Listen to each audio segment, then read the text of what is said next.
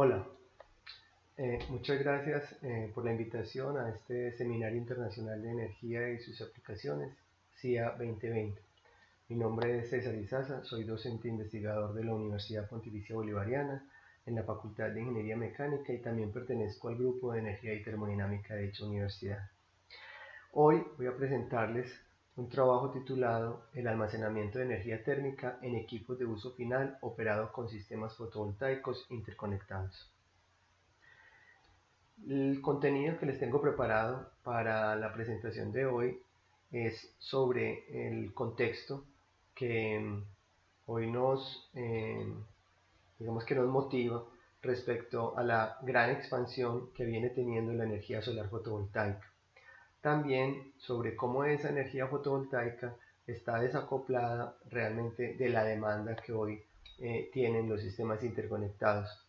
Y entonces se busca las soluciones a través del almacenamiento de energía y nosotros estamos proponiendo en este caso el almacenamiento de energía térmica.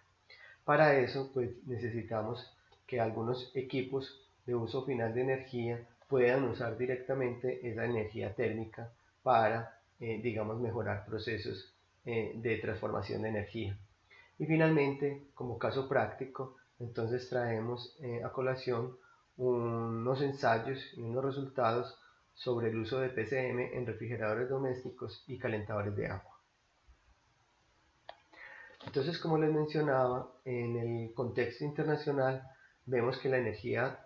solar fotovoltaica viene creciendo a una rata muy alta. Entre el 2016 y 2017 creció alrededor del 30% y entre el 2018 y el 2019 alcanzó el 13% de crecimiento. Ese crecimiento también se está dando en términos de sistemas o instalaciones nuevas a nivel mundial, los cuales representan alrededor del 48% del total de las instalaciones fotovoltaicas que se hacen en el mundo. Sin embargo, este valor hay que tenerlo con cuidado porque realmente los sistemas fotovoltaicos o la energía la energía eléctrica generada por sistemas fotovoltaicos, hoy representa solamente el 2.6% del total de la energía eléctrica con otras fuentes de energía generada en el mundo. En Colombia no somos ajenos a ese crecimiento y recientemente se hizo una subasta de contratos de largo plazo, lo que posibilitó la instalación para el año 2022 de alrededor de 2.500 megavatios de capacidad instalada, que se espera representen hasta el 12% de la matriz de energía eléctrica,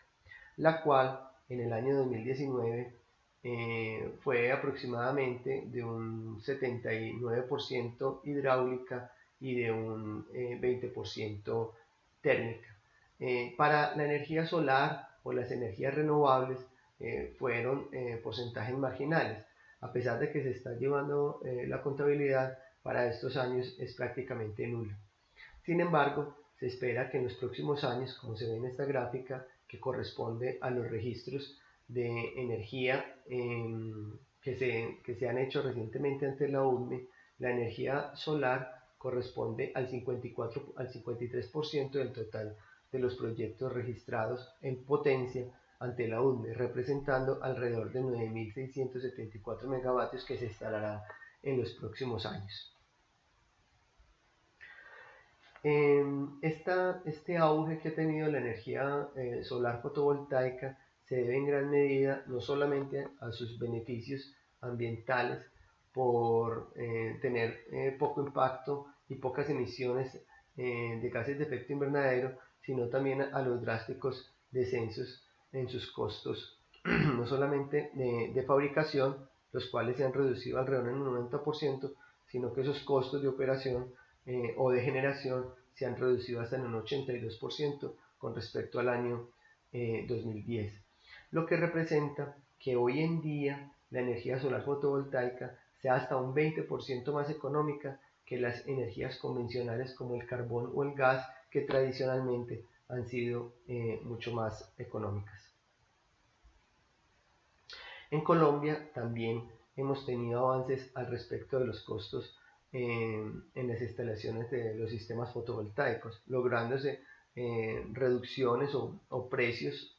muy económicos en las recientes subastas, situándose costos de operación o costos en subasta de alrededor de 2.7 centavos de dólar por kilovatio hora.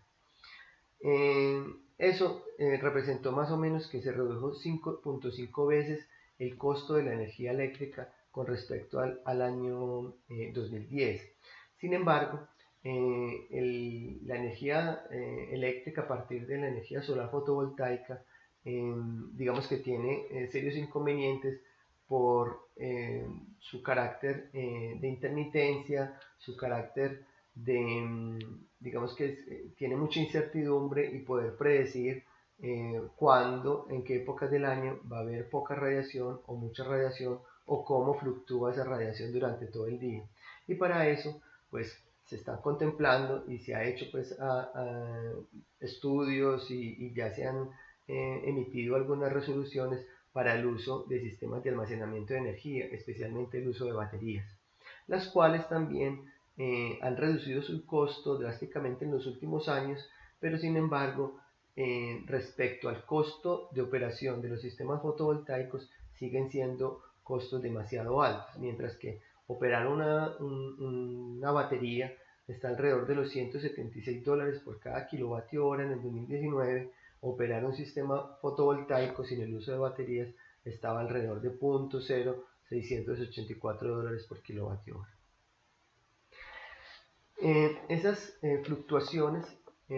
o esas, digamos, características de la energía solar fotovoltaica han empezado a preocupar ya a los operadores de las redes interconectadas del país, los cuales a través de datos de la UNME proyectan que el crecimiento de las fuentes de energía renovables para el año 2023 va a ser alrededor de 14% y van a seguir creciendo hasta valores del 26% en términos cuando hayan hidrologías bajas, cuando los sistemas convencionales de generación de energía hidráulica en el país, que tradicionalmente han sido de hasta el 70 y 80% en años típicos, puedan llegar a usarse con energías renovables hasta el 26%. Y eso hace entonces que precisamente se tengan que generar estrategias para garantizar un consumo confiable o una instalación confiable, pero con una alta flexibilidad. Una alta flexibilidad desde la demanda, una alta flexibilidad desde el suministro, y que el transporte entonces tiene que empezar a ajustarse para que puedan conversarse esas dos características de una alta flexibilidad desde el suministro para atender una alta variabilidad también desde la demanda. Eso también en otras palabras es lo que denominamos como el desacople de la disponibilidad de energía solar con el consumo de energía. Cada vez, y esto ya ha pasado en otros países, especialmente por ejemplo en el estado de California, en Estados Unidos, o en países europeos como en Alemania, donde cada vez las energías renovables o especialmente la energía solar penetra más en las curvas de demanda de los países, haciendo que las curvas para satisfacer la demanda neta de energía total, digamos que tome la forma que se conoce como la curva del pato, tome curvas cada vez más pronunciadas, y esas curvas cada vez más pronunciadas están relacionadas, son rampas de bajada y subida que tienen que entrar a operarlas o a satisfacerlas los recursos tradicionales, especialmente plantas de generación térmica, que tienen que garantizar una confiabilidad de la red para evitar que ocurran sobrecargas o cambios drásticos en tensiones o en frecuencias. Las soluciones entonces que se plantean desde la red son básicamente el almacenamiento de energía y las estrategias de control de la demanda. Nosotros entonces consideramos una alternativa muy interesante entre los términos pues, del almacenamiento de energía, el almacenamiento de energía térmica, y el almacenamiento de energía térmica que se puede dar, por ejemplo, en refrigeradores, en calentadores de agua o en sistemas de aire acondicionado, que son algunos de los equipos de uso final de energía que más representan consumos de energía en el sector residencial. Y el sector residencial a su vez representa un alto consumo de energía en la matriz energética del país, que está alrededor del 40%, es para atender las necesidades de energía eléctrica del sector residencial. El refrigerador, por ejemplo, que tiene una penetración muy alta en los hogares, alrededor del 91%, puede llegar a representar casi el 40% del consumo de energía promedio en un hogar. Mientras que el calentador de agua, a pesar de que no todos los hogares en el país tienen calentadores de agua, sí tiene un componente muy alto en los pisos térmicos frío y templado, donde vive alrededor del 50% de la población. Entonces, el refrigerador y el calentador de agua son electrodomésticos con altos consumos de energía, donde hay potencial de usar sistemas de almacenamiento de energía térmica, que sirven para indirectamente almacenar energía eléctrica, pero que posteriormente será usado como energía en forma de frío o energía en forma de calor. Entonces, un refrigerador doméstico puede funcionar como un sistema de almacenamiento de energía, adaptándolo también con un sistema de conmutación. En este caso estamos proponiendo un sistema de refrigeración doméstico que pueda operar con un sistema fotovoltaico, pero en caso de que no haya radiación, el sistema de control pueda mantener la operación a través de un sistema de conmutación que permita la entrada de la energía de la red para la operación del refrigerador. O en algunos casos también esta energía generada del sistema fotovoltaico y que de pronto no la requiera el sistema de refrigeración, en vez de irse hacia la red, se pueda acumular en sistemas de almacenamiento de energía térmica. De esta forma garantizaríamos un consumo directo,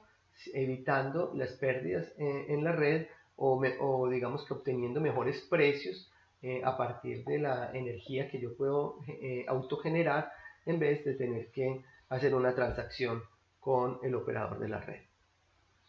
Lo mismo se puede presentar con los sistemas de almacenamiento de energía térmica o los sistemas de producción de agua caliente. Los sistemas de producción de agua caliente pueden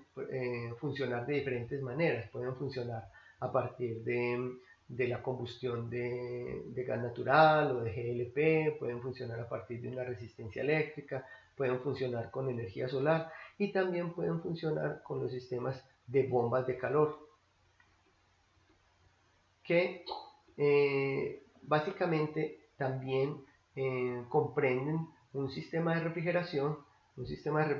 que básicamente está compuesto por un compresor, un evaporador, un condensador y una válvula de expansión. Estos sistemas entonces tienen la facilidad o tienen la característica que pueden tener una eficiencia que en los sistemas de refrigeración se conoce como COP, cercana a 3 o 4, lo que significa que puede ser de 3 a 4 veces la eficiencia que podría yo obtener con un calentador que funciona con una resistencia. Y entonces el esquema, digamos, de almacenamiento de energía sería similar al de refrigerador doméstico, pero en este caso no con frío, sino con calor. La energía solar fotovoltaica movería un compresor para calentar el agua caliente, y en caso de no tener suficiente energía y aquí necesite demanda de agua caliente, entonces tengo un sistema de control de potencia que puede conmutar y obtener energía de la red para garantizar la confiabilidad del equipo. También en caso de que yo ya no necesite agua caliente, pero tenga todavía energía solar fotovoltaica disponible, entonces en vez de meterla a la red, saturar la red, que la transacción, digamos que el costo de esa energía que yo le meta a la red no me lo reconozcan de la misma forma como yo podría en este caso, digamos, almacenarlo mediante un sistema de almacenamiento de energía térmica y usar luego esa energía térmica para calentar el agua que requiere. Entonces, básicamente lo que tienen estos sistemas propuestos de equipos de uso final de energía con materiales de cambio de fase que puedan integrarse a sistemas fotovoltaicos deberán tener, digamos, una lógica de control que integre todas esas características, que integre, por ejemplo, las características de funcionamiento del refrigerador, básicamente la temperatura de funcionamiento, que sea capaz de controlar la velocidad del compresor en función de esa temperatura, pero entonces esa energía que él requiere para poder operar tiene que estar controlada a partir de las fuentes que tiene disponibles, ya sea solar fotovoltaica o la red. Entonces tendrá que mandar digamos, decisiones a un conmutador que le diga, bueno, hay energía disponible de la red, mande la energía disponible de la red, o hay, perdón, del sistema fotovoltaico, o hay energía, o no hay energía disponible, entonces mándele energía de la red. Que si él, digamos, que detecta también que la temperatura está muy baja, pero tengo capacidad de almacenamiento de energía en forma de frío, entonces también tome esa energía de frío en vez de tomar energía de la red. Entonces, digamos que hay un sistema el cual estamos desarrollando que tenga la adecuada lógica de control para, digamos, aprovechar al máximo los sistemas fotovoltaicos acoplados a equipos de uso final de energía que tengan capacidad de almacenar esa energía. La energía térmica en sistemas de refrigeración o en sistemas de agua caliente se puede almacenar mediante diferentes tipos de materiales y diferentes mecanismos. Pueden ser unos químicos, pueden ser otros mecánicos, pueden ser otros térmicos. En este caso estamos planteando el uso de materiales de cambio de fase o PCM por sus siglas en inglés, los cuales tienen características de bajo costo, bajo impacto ambiental, tienen alta densidad de almacenamiento, amplio rango de temperaturas. Sin embargo, también tienen algunos problemas como baja conductividad térmica,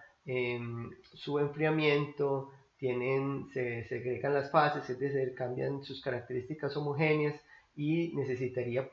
poder encapsularlos para poderlos usar adecuadamente.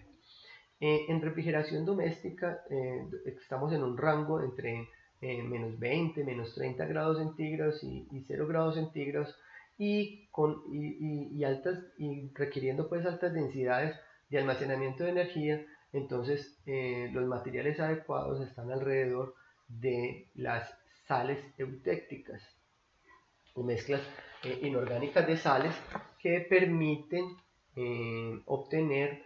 temperaturas de fusión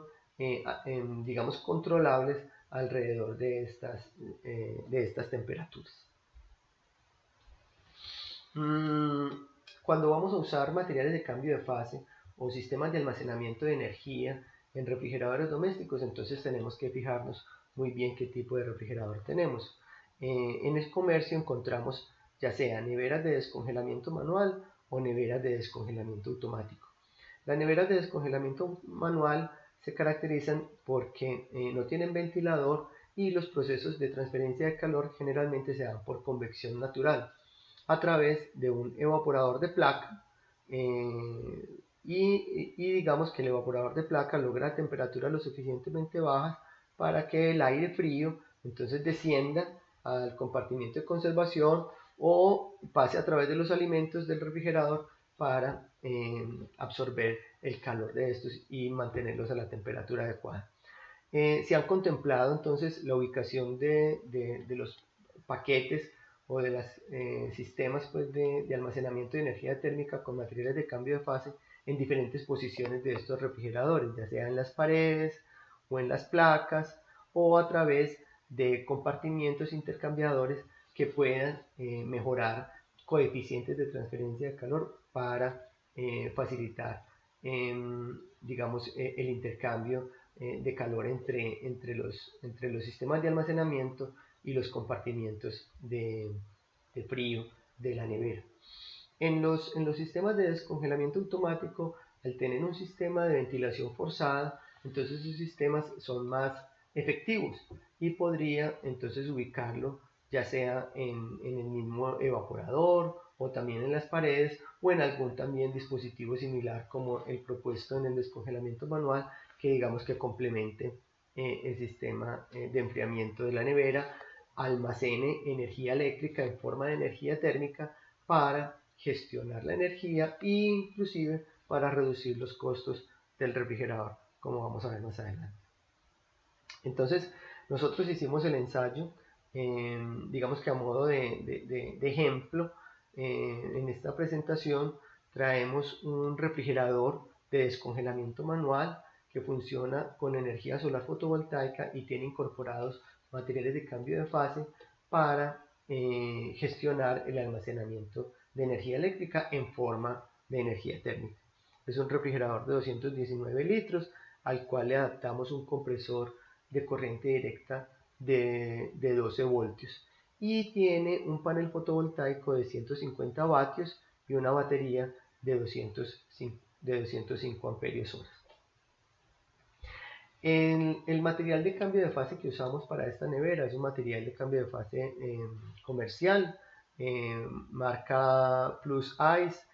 modelo E10, significa que tiene una temperatura de fusión de menos 10 grados centígrados y un calor latente de fusión de 286 kJ por kilogramo. Digamos que es un calor latente relativamente alto, una densidad relativamente alta de almacenamiento de energía. Sin embargo, su conductividad térmica es relativamente baja, es de 560 vatios metro Kelvin,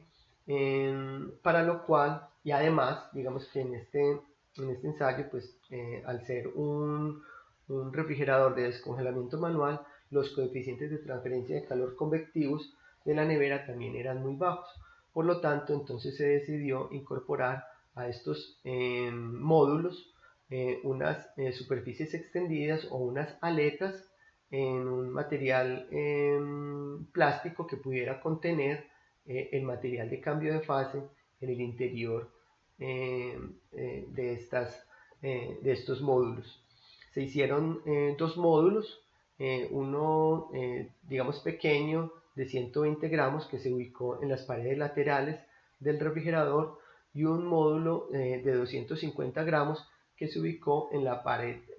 superior y en la pared que daba hacia el conservador. Se hizo un montaje experimental que básicamente estaba constituido por un sistema fotovoltaico, por un sistema de refrigeración y por un gabinete o la nevera como tal, en donde se medían variables de temperaturas en los paquetes, en el aire, en la temperatura exterior y variables eléctricas en el compresor. Los resultados que encontramos al comparar esta misma nevera con material de cambio de fase y sin material de cambio de fase, es decir, con acumulación y sin acumulación de energía, fue que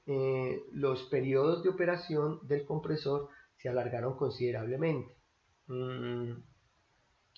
pasando pues de periodos de arranque y parado, de ciclos mucho más largos en los sistemas de almacenamiento de energía que en los sistemas que no tenían almacenamiento de energía. El compresor utilizado, que es un compresor Danfoss de corriente directa, tiene su propio sistema de control, el cual, digamos que a medida que cuando el periodo de, lo que vemos acá por ejemplo son los arranques del compresor cada vez que digamos que la temperatura estaba muy alta, entonces necesitaba descender la temperatura dentro del refrigerador y vemos unos picos de arranque muy altos que se daban por los periodos tan largos entre los ciclos, y esas eran características pues típicas del compresor, mientras que acá vemos que esos picos van bajando porque el compresor también dentro de su lógica de control indicaba que la velocidad del compresor disminuía a medida que de los diferentes arranques, pero en periodos de arranque mucho más cortos, que era una lógica que tenía para reducir consumos de energía. Entonces, precisamente eso lo hemos reflejado acá. Vimos que las temperaturas en los compartimientos de congelación se pudieron mantener relativamente constantes para los dos ensayos, con y sin almacenamiento de energía. Sin embargo, en el conservador vimos que la temperatura, cuando se usó material de cambio de fase, era casi 1 grado por encima de la nevera sin material de cambio de fase, y esto posiblemente debido al material de cambio de fase que se puso entre el compartimiento de conservación y el compartimiento de congelación, y que pudo haber hecho que se hubiera aumentado la temperatura. La temperatura ambiente se trató de mantener constante en ambos sistemas, y lo que vimos era que los ciclos eran 3.4 veces más grandes los del ensayo con material de cambio de fase que sin material de cambio de fase. De esos 150 minutos que duraba el ciclo de refrigeración entre encendido y apagado, 78 minutos era el compresor apagado, que correspondía a 4.1 veces más tiempo de lo que tomaba el compresor apagado sin PCM. Finalmente, el consumo de energía se mantuvo relativamente constante entre uno y otro. Este mayor consumo de energía, cuando hicimos el ensayo con material de cambio de fase, principalmente se debía a ese tipo de control que les acababa de mencionar, que cuando los tiempos son más cortos, el sistema de control le indica al compresor que arranque a velocidades digamos más bajas, y entonces hace que los picos también sean menores, y por lo tanto entonces tiene una mejor condición de operación para periodos cortos o ciclos cortos que para ciclos largos. También vimos como resultados interesantes cómo los PCMs que se ubicaron en la parte superior y en el conservador, digamos que no alcanzaron temperaturas tan bajas como los que se ubicaron en el congelador inferior y en el congelador lateral. En estos congeladores vemos como la temperatura subía hasta casi menos 10 grados centígrados y permanecía constante. Significa que llegaba como a un punto cercano a la fusión, y entonces ahí empezaba digamos como que a entregar esa energía o ese calor. Se lo estaba, en este caso, perdón, se lo estaba absorbiendo al aire circundante del congelador. Y ya una vez el compresor se encendía, entonces el evaporador volvía y bajaba la temperatura del paquete para volver a subir la temperatura cuando el compresor apagaba, pero entonces digamos que funcionaba adecuadamente. En el compresor o en la nevera que no tenía material de cambio de fase, vemos como las temperaturas fluctúan rápidamente al encender y apagar el compresor. Eso hace que las neveras, pues digamos, tienen una capacidad térmica mucho más pequeña que la capacidad térmica que se aumentó con la nevera que tenía PCM. Eso, en otras palabras, es como la inercia térmica de cada uno de los equipos. Se aumentó la inercia térmica de la nevera con PCM respecto a una nevera que no tenía PCM. Finalmente, entonces, podemos concluir, digamos, de este planteamiento, que el almacenamiento de energía acompañado con estrategias de control favorece la adopción de fuentes de energía renovables de energía. La popularización de las energías solares fotovoltaicas viabiliza entonces tecnologías de calentamiento de agua operados mecánicamente, como son las bombas de calor, porque tenemos tecnologías que pueden ser muy eficientes, que usan energía eléctrica que puede canalizarse para almacenarse como energía térmica en sistemas de calentamiento de agua. El almacenamiento de energía térmica en refrigeradores basados en PCM permite entonces incrementar significativamente el tiempo apagado del compresor. Eso puede aumentar la vida útil del compresor, y con un sistema de control adecuado inclusive puede reducir los costos. Y finalmente podemos concluir que el diseño térmico de las unidades de almacenamiento con PCM es clave para garantizar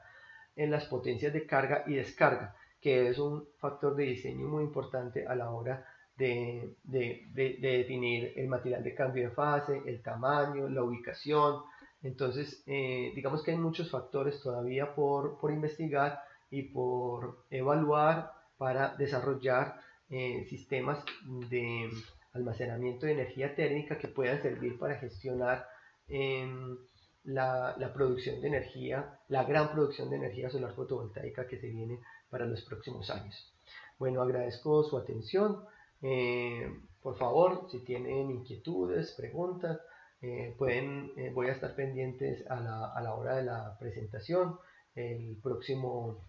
martes a las 8:30 de la mañana, y de cualquier otra forma pues ahí están mis datos para que me escriban, y si tienen cualquier otra pregunta, inquietud, con mucho gusto trataré de resolverles. Un feliz día y muchas gracias.